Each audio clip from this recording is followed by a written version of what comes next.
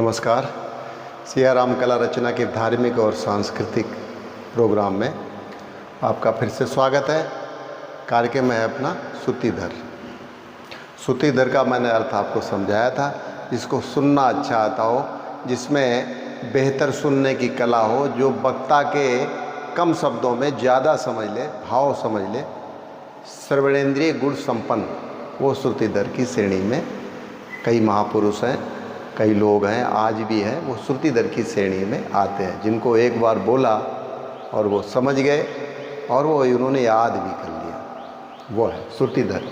तो सुनना यानी बोध के द्वारा, ये परम सत्ता है, परम तत्व है, जो परमात्मा ने हर प्राणी को, हर जीव को उसकी स्थिति, परिस्थिति और प्रकृति के हिसाब से उसको उपहार स्वरूप ये बोध ये प्रदान किया है। और कितना किया है इसका आकलन करना बहुत मुश्किल है। आइंस्टीन वैज्ञानिक थे, उन्होंने पूरे जीवन में सबसे ज़्यादा विद्वान बौद्धिक क्षमता की अगर बात करें तो उन्हीं का नाम आता है। उन्होंने 22% जो है इसका कहते हैं बुद्धि के साथ मिलके इसके साथ उपयोग कर पाया था। तो ये बहुत, ये परम तत्व है। अब वो बात अलग है कि परमात्मा ने जो है ज़्यादा दे दिया या किसी ने वो ज़्यादा पा लिया अपना योग और ध्यान से और विस्मृति, स्मृति, मनन, चिंतन, श्रुति से ज़्यादा दरवाज़ा इसको ज़्यादा जो है इसमें करत करत अभ्यास के जड़ मत होत सुजान, आपने सुनाया था, मैंने उस दिन पूरा सुनाया था, आप समझ लें।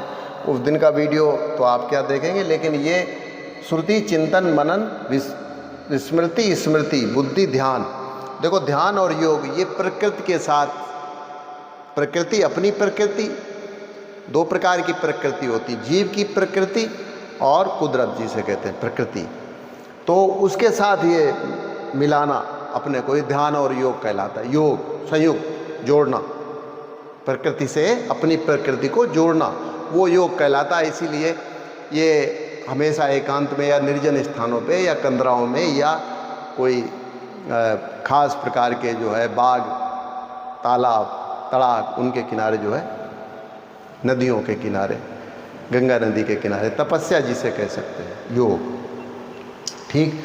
और ये ज्ञान, वैराग्य और फिर बोध, इसके द्वारा ये बोध को पाया जा सकता है, समझा जा सकता है। ज्ञान और वैराग्य ये अंदर की बातें हैं, हृदय के चक्षु हैं दोनों, ज्ञान विराग नयन उर्गारी, बार बार रिपीट करना पड़ रहा है मुझे।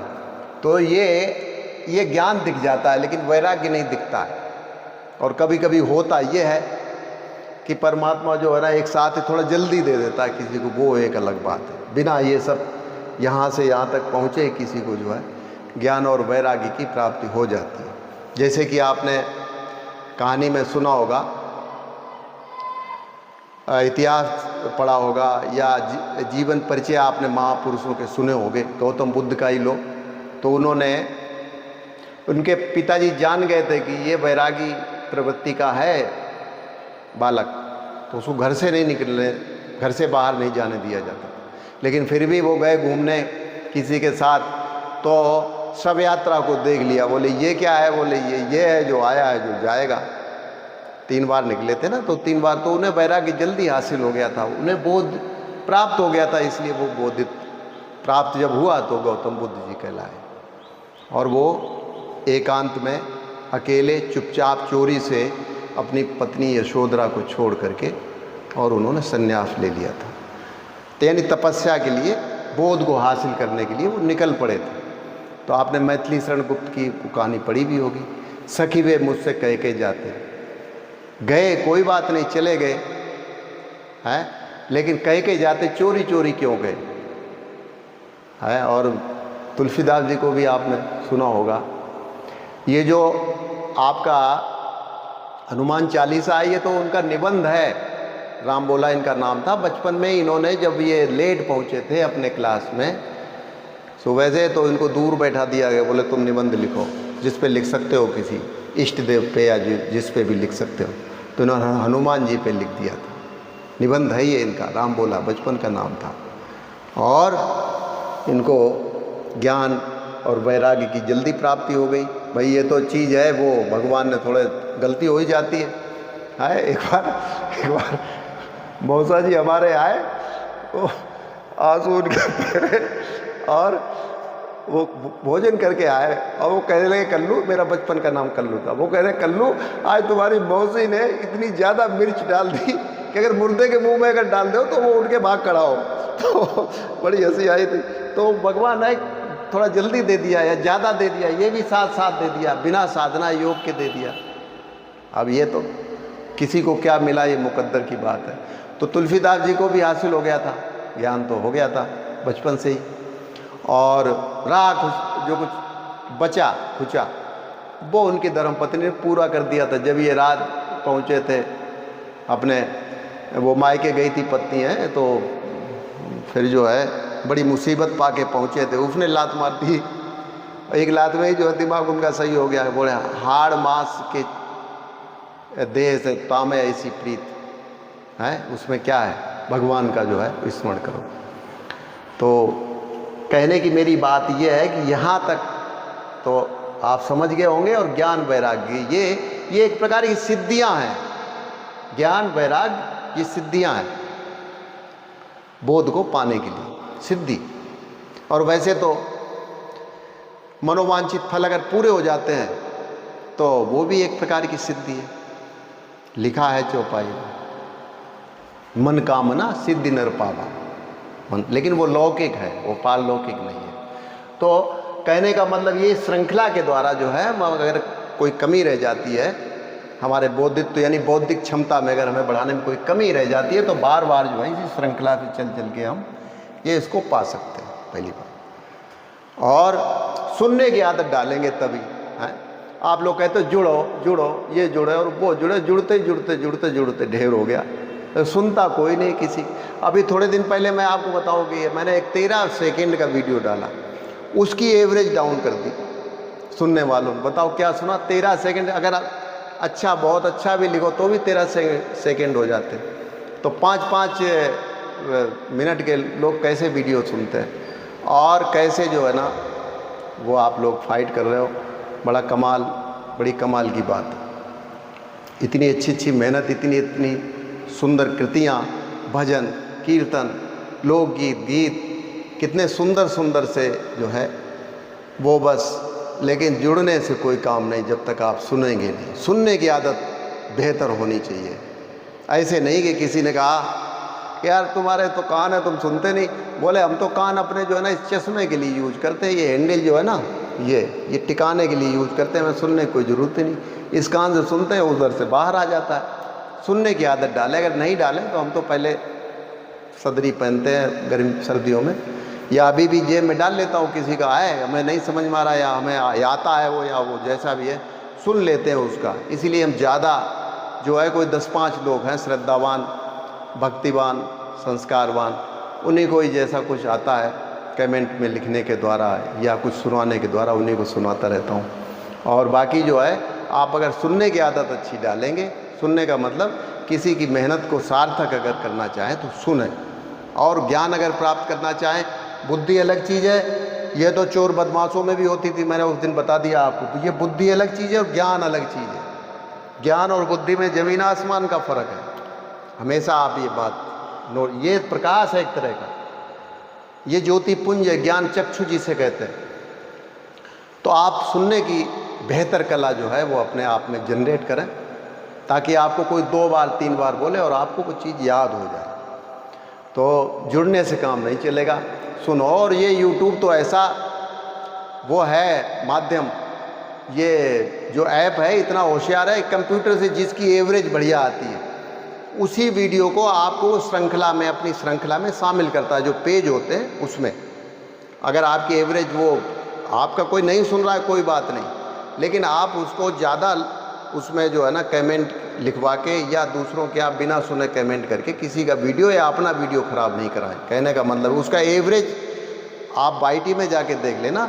हमने जो अनुभव किया है तो हमारे जिनका एवरेज अच्छा था, जिन वीडियो का है तो सब एक जैसे ही करीब करीब, जिसका व्यू ड्यूरेशन यानी जो वीडियो सुने गए, किसी का 5 मिनट का है तो 2 मिनट सुना गया या 1 मिनट सुना गया, तो वही यूट्यूब ऐप ने, कंप्यूटर ने अपने श्रृंखला में वो चलाए हैं। और जिनका एवरेज डाउन है वो नहीं चलाए, जिनकी अवधि जो है जो सुनने की नहीं है किसी की, तो वो उन्होंने नहीं चलाए। वो इसलिए नहीं चलाए कि ये तो बेकार है, ये तो वीडियो सुना ही नहीं किसी ने।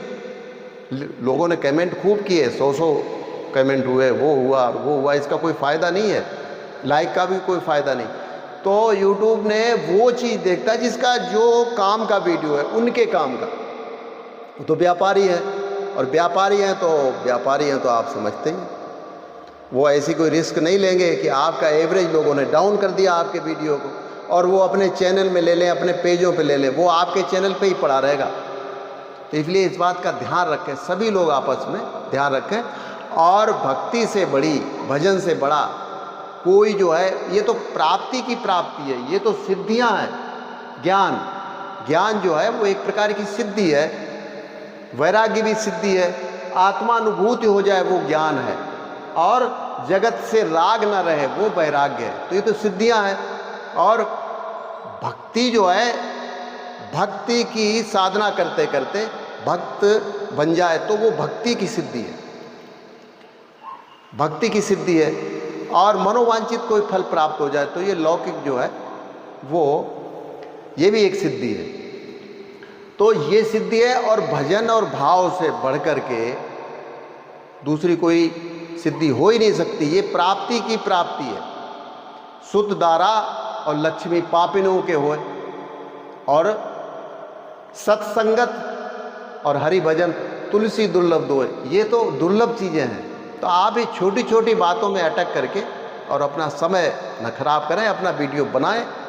कोई 10-5 श्रद्धावान लोग हैं जो भी आपके, वो आप उनको अपने साथ मिलाएं और सीखने की कुछ न कुछ कोशिश करें, इसमें से जो कुछ हासिल हो सके। बाकी इसमें आप ये देख रहे होंगे मोनेटाइज का मतलब मैंने समझाया था, भजन कीर्तन करने वालों को कोई पैसा मिलता है क्या? आज तक मिला? या ये यूट्यूब ही आपको दे देगा? मैं अगर अपनी बात करूँ, लो खैर मैं तो लेटे ही वो जान पाया कि इसमें है क्या बीमारी। कोई 2 पैसे, कोई 3 पैसे की थी, 2.5 रुपये की थी। मैंने 2 बनाए हैं शॉर्ट वीडियो, ठीक, दोनों में कोई 50-50, 60-60 व्यूअर्स होंगे। उनका क्या आ रहा है? 3 पैसे, 5 पैसे। किसी कोई वीडियो जो है वो, क्योंकि 5,000 रुपये वो $1 देते हैं आपको, 5,000 व्यूअर्स जो है वो होते नहीं, कोई 150, 100, 200 हो जाते हैं। तो वो 2 रुपये 4 रुपये वाली बात है, उसमें इतना ज़्यादा क्रेज पैदा करने की आपको आवश्यकता नहीं है। आप सीखने की कोशिश करें। और जो श्रद्धावान है भाई बहन, वो हमें सम्मान करते हैं, हमें गुरु जी कहते, तो हमारा ये रहता है कि उनको कुछ ना कुछ जो है सिखाया जाए, उन्हें समझाया जाए, उनसे कुछ सीखा जाए। तो हमारा तो यही उद्देश्य है, और दूसरा कोई उद्देश्य नहीं, क्योंकि पढ़ाने का काम रहा है पूरे जीवन।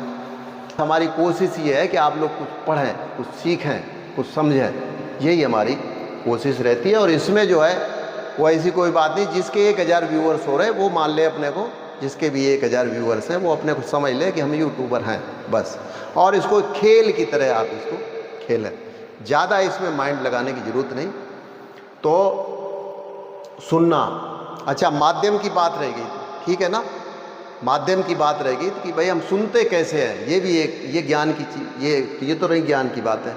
और विज्ञान भी साथ में लेके मैं चला हूँ। मैंने जो भी एपिसोड आप लोगों को शिक्षा संबंधी बनाए हैं, तो ज्ञान और विज्ञान को मैंने, तो अब ये 2 बातें आती हैं। हम सुनते तो ये हैं, और सुनते कैसे हैं, इसका माध्यम क्या है सुनने का है।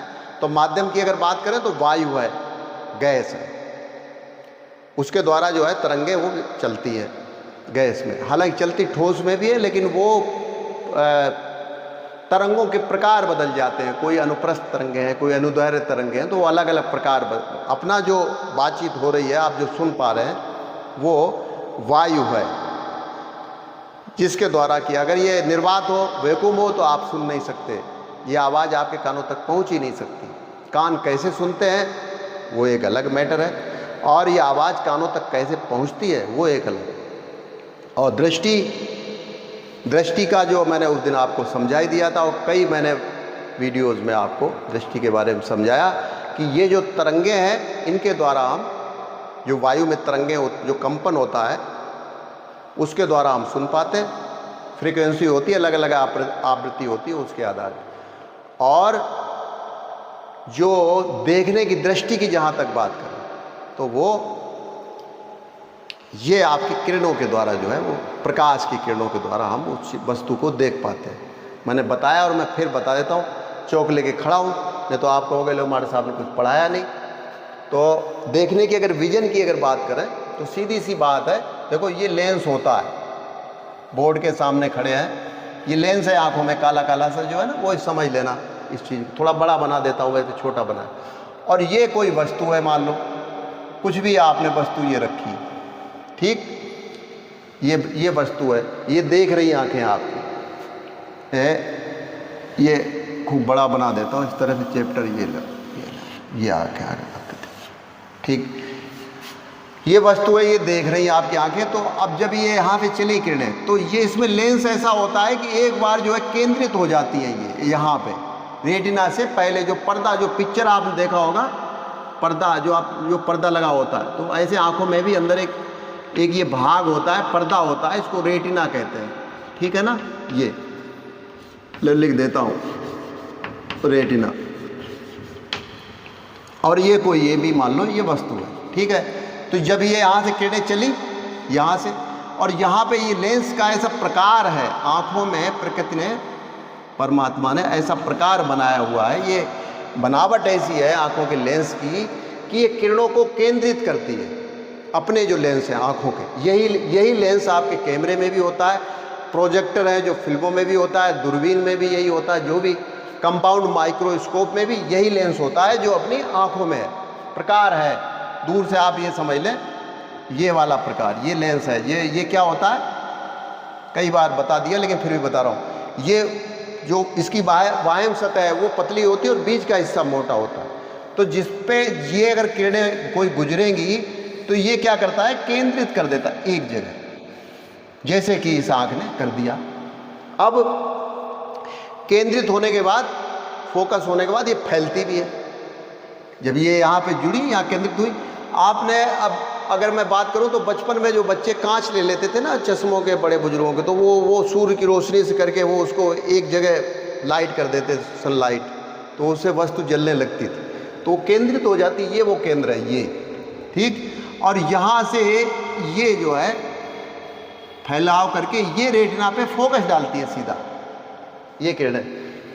तो यहाँ पे ये क्या होता है, ये उल्टी इमेज आ जाती है, ये ए और बी है, तो ये ए इधर आ जाएगा और बी उधर चली जाएगी, ठीक, समझ गए आप। अब ये तो रही शुद्ध आंखों की, यानी स्वस्थ आंखों की बात। ये पर्दा है और ये उल्टी इमेज बनती है, लेकिन माइंड जो है ना इसको सीधा समझता है, ठीक, ये रही बात। अच्छा, अब है ना बहुत से भाई बहनों के, हमारी राज बहन से लेकर के रानी और वो अर्चना दीदी से लेकर के सबके जो है चश्मे चढ़ गए। अब ये क्यों चढ़े, और उषा देवी के तो उससे भी सबसे ज़्यादा मोटे कांच का है ऐसा। तो अब ये चढ़ने का मतलब ये हुआ कि ये या तो ये यहीं पे आके कट गई, यहाँ पे इससे पहले, ये केंद्र है इससे पहले, और या फिर ये जो है ना, ये यहाँ पे जो रेखा चली वो यहाँ पे आके यहाँ पे कट गई ऐसे। तो जब ये केंद्र पे जब ये बीच का जो ट्यूब है आँख की, अगर यहाँ पे आगे पीछे जब कटेगी तो हमें वो वस्तु इमेज जो है, वो रिफ्लेक्शन जो है वो साफ नहीं दिखाई देगा। ये पर्दा है, हमारी आंखें जो आंखों के हिसाब से ही वो फिल्में बनाई गई हैं, वो भी 1 सेकंड में 24 इमेज जो है वो निकाल देती है, 1 सेकंड, तभी वो चित्र चलते हुए नज़र आते हैं। और जब हम कोई वस्तु चलती हुई देखते हैं या वो इस तरह हम चलते हैं तो भी जो है इम्प्रेशन, जो किरणें हैं प्रकाश की, वो हमारे रेटिना पे 24 बार भेजती है 1 सेकंड में। तो आप समझे कितना बड़ा वरदान है हमारे लिए जो परमात्मा दिया है हमें, और हम इसका कितना दुरुपयोग करते हैं, सोचने की बात। तो वही सिस्टम है। तो मैं ये कहना चाहता था कि मान लो यहाँ से लेंस के द्वारा गुजरी हुई किरणें या तो पहले अपने केंद्र से यहाँ से या तो पहले कट गई या बाद में कट गई, तो वो इमेज फिर जो है यहाँ पे साफ नहीं बनती। जो ये रेटिना है वो इमेज जब साफ ही नहीं, उस पर रिफ्लेक्ट नहीं होती, ब्लर हो जाती है फोटो। फिर क्या करते हैं डॉक्टर, ये अगर ये वाला लेंस, अगर ये किरण यहाँ पे चल के यहाँ आगे कट गई तब तो ये लेंस लगा देते हैं, ठीक। और अगर ये पहले कट गई तो एक ये प्रकार होता है, इसको उत्तल लेंस कहते हैं और इसको अवतल लेंस कहते हैं। एक ही लेंस का प्रकार होता है। ये बीच में जो है पतला होता है, साइड इसकी मोटी होती है। तो ये जब यहाँ पे जब ये फैलाने का काम करता है, ये चली और ये यहाँ पे फैल गई, ठीक। इसका काम है फैलाना, ये इमेज को फैलाता जाता है। तो अगर ये सेंटर से पहले अगर ये कट गई तब क्या होगा, ये वाला लेंस लगा दिया जाएगा, ये तो ये आगे सेंटर पे फिक्स हो जाएगी। और अगर आगे कट गई फिर ये वाला लेंस लगाते हैं अलग अलग नंबर का, कितना आगे है कितना पीछे, तो अलग अलग नंबर के वो कांच जो है आपकी आंखों पे चढ़ाए जाते हैं। तो ये तो रही विज्ञान वाली बात। और बस हमारी तरफ से आप सभी भक्त भाई बहनों को हार्दिक शुभकामनाएं। कल फिर मिलते हैं। नमस्कार, जय श्री राम।